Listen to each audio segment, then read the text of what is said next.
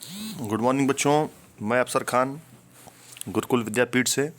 आज आपको मैं क्लास 7th का सिविक्स का चैप्टर 3 पढ़ाऊंगा, स्टेट गवर्नमेंट। पहले हम जानते हैं कि स्टेट गवर्नमेंट होता क्या है। आपको मालूम है राज्य सरकारें जैसे सेंट्रल गवर्नमेंट होता है वैसे स्टेट गवर्नमेंट होता है। सेंट्रल गवर्नमेंट सेंट्रल लेवल पे एक देश के स्तर पर काम करता है और स्टेट गवर्नमेंट हर स्टेट की अपनी अलग अलग होती है और वो स्टेट लेवल पर काम करती है। चलिए रीडिंग बाय रीडिंग समझते हैं स्टेट गवर्नमेंट के बारे में हम लोग। The government in India functions at 3 levels: the central, the state and the local levels। देखिए जो हमारी गवर्नमेंट है वो 3 लेवल पर काम करती है। पहला होता है सेंट्रल लेवल, फिर स्टेट लेवल और लोकल लेवल। ठीक है। In the previous class you have read about the self government in India, the Panchayati Raj. और आपने पहले क्लास में पढ़ा होगा, 6th क्लास में आपने एक सेल्फ गवर्नमेंट पढ़ा होगा जिसको हम बोलते हैं Panchayati Raj. Now let us read something about the state government. लेकिन चलिए अब हम लोग कुछ पढ़ते हैं स्टेट गवर्नमेंट के बारे में। ठीक है। Our constitution describe India as a union of state. हमारे कॉन्स्टिट्यूशन में लिखा हुआ है कि हम जो हमारा देश है एक संघों का समूह है। ठीक है। जो भारत देश है, इंडिया जो है एक संघों का समूह है। It has 29 states and 7 union territories. लेकिन अब 29 स्टेट नहीं रह गए, देख लीजिएगा आप लोग, और 7 यूनियन टेरिटरीज भी नहीं, कुछ चेंजिंग हुई है। ठीक है। ठीक है, तो ये इसका एक समूह है। ठीक है, आगे देखते हैं। The government formed in each state is known as a state government. और जो स्टेट में गवर्नमेंट बनती है उसे हम क्या बोलते हैं? State government.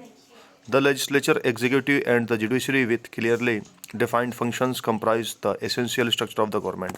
पहले हमने बताया था कि गवर्नमेंट के 3 ऑर्गन्स होते हैं और उसको बोलते हैं हम लोग लेजिस्लेटिव, एग्जीक्यूटिव और जुडिशरी। ये 3 हमारे गवर्नमेंट के ऑर्गन्स हैं, इनका अलग अलग फंक्शन होता है। ठीक है, और ये बहुत ज़रूरी भी है ये हमारे देश के लिए। The focus of this chapter will be on the executive and legislative branches of the government. लेकिन यहाँ पे सिर्फ हम गवर्नमेंट की 2 ब्रांच और 2 ऑर्गन के बारे में ही हम चर्चा करेंगे। ठीक है, एग्जीक्यूटिव और लेजिस्लेटिव के बारे में हम लोग चर्चा करेंगे। अब स्टेट लेजिस्लेचर, राज्य विधायिका। ठीक है, जो स्टेट में होती है स्टेट लेजिस्लेचर होती है। Every state has a legislature. भाई हर स्टेट के पास अपनी लेजिस्लेचर है। Majority of the states have a unicameral legislature where they have only 1 house of legislature. देखिए कहीं कहीं क्या होता है, सिर्फ एक ही हाउस होता है, उसको हम बोलते हैं यूनी कैमरल लेजिस्लेचर, मतलब एक विधायी। ठीक है, उसको हम क्या बोलते हैं? एक विधायी। ठीक है, दे have only 1 house of legislature. और विधायी की खाली एक ही यहाँ पे घर होता है इनका। जैसे हमने सेंट्रल गवर्नमेंट में क्या लोकसभा राज्यसभा होता है ना, तो ऐसे यहाँ पे सिर्फ ही विधानसभा होती है यहाँ पे। There are 7 state that have bicameral legislatures, namely legislative council, Vidhan Parishad and legislative assembly. लेकिन कुछ बड़े स्टेट्स हैं, छोटे स्टेट में तो भाई एक घर से काम चल जाता है, छोटा परिवार तो एक घर से काम चल जाता है।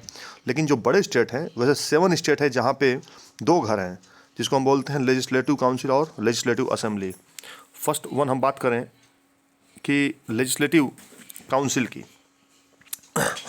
The Vidhan Parishad is permanent house. देखिए जो विधान परिषद होता है इसको बोलते हैं परमानेंट हाउस बोलते हैं। It can never be dissolved. इसको कभी भंग नहीं किया जा सकता है। Each member of Vidhan Parishad has a term of 6 year. और विधान परिषद में जो भी मेंबर होता है वो 6 साल के लिए होता है। ठीक है, 1/3 of its member retire after every 2 years. और 1/3 इसके जो मेंबर होते हैं हर 2 साल के बाद रिटायरमेंट होते हैं। कंपोजिशन देखते हैं। द विधान परिषद और द लेजिस्लेटिव काउंसिल, विधान परिषद को ही लेजिस्लेटिव काउंसिल बोला जाता है। Is the upper house of the assembly. ये असेंबली का सबसे बड़ा घर होता है, अपर हाउस होता है। The total number of members in the legislative council of a state can not exceed 1/3 of the total number of members in the legislative assembly of the state. जो state के legislative assembly होता है उसका 1/3 से ज़्यादा members इसमें नहीं हो सकते हैं लेजिस्लेटिव काउंसिल में। ठीक है, किसी भी स्टेट के in the legislative assembly of that state. However this number can not be exceed than 40 in any case. और ये नंबर 40 से ज़्यादा नहीं हो सकते हैं। 40 से मेंबर हो सकते हैं, ज़्यादा नहीं हो सकते हैं। One the total number members. अब और कुछ खासियत देख लेते हैं इसकी हम लोग। 1/3 are elected by members of municipalities, district board and other local authorities. देखिए जिसको इसके 1/3 मेंबर्स होते हैं वो म्यूनिसिपैलिटीज़ से चुने जाते हैं, चाहे डिस्ट्रिक्ट बोर्ड से चुने जाते हैं या और भी लोकल जो अधिकारी होते हैं उनके द्वारा ये चुने जाते हैं मेंबर्स लेजिस्लेटिव काउंसिल के।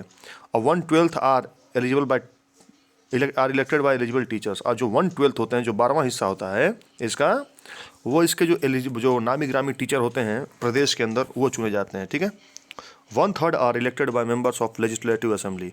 और 1/3 मेंबर लेजिस्लेटिव असेंबली से ही चुने जाते हैं, जैसा कि पहले समझाया जा चुका है। 1/12 are elected by eligible graduates, और 1/12 जो मतलब पढ़े लिखे नौजवान युवा होते हैं, चाहे काफ़ी अच्छे पढ़े लिखे होते हैं, उनको चुना जाता है।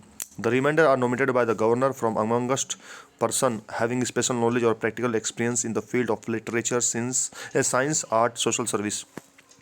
और कुछ गवर्नर के द्वारा भी चुने जाते हैं, ठीक है। तो जो बचे रहते हो गवर्नर के द्वारा, गवर्नर किसको चुनता है? नॉर्मल आदमी को चुनेगा नहीं। जो लिटरेचर में अपना नाम किया हो, साहित्य में, चाहे साइंस में नाम किया हो, आर्ट में, कला में नाम किया हो, चाहे सामाजिक कार्यकर्ता हो, उसको चुना जाता है। चलिए बेटा, आज का लेक्चर यहीं एंड होता है। Thank you.